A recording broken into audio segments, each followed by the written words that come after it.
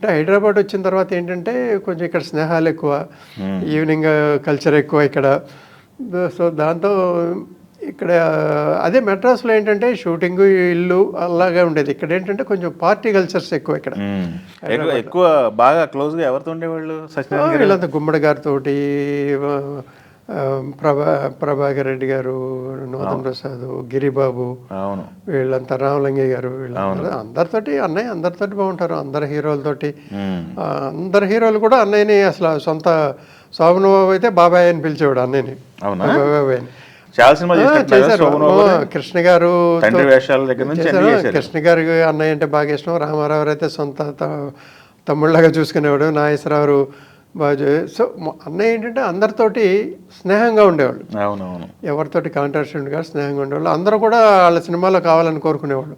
Even directors అందరూ కూడా మన సినిమాలో ఏదో క్యారెక్టర్. అలా విశ్వనాథ్ గారు కూడా కంపల్సరీగా ఏదో క్యారెక్టర్ ఇచ్చేవాళ్ళు. అవును, అంటే బేసిక్ ఏంటంటే సత్యనారాయణ మన సినిమాలో ఉండాలి, ఆ క్యారెక్టర్ లేకపోయినా ఏదో క్రియేట్ చేసినా ఇద్దాం అన్నంత రిలేషన్షిప్ మెయింటైన్ చేసేవాళ్ళు.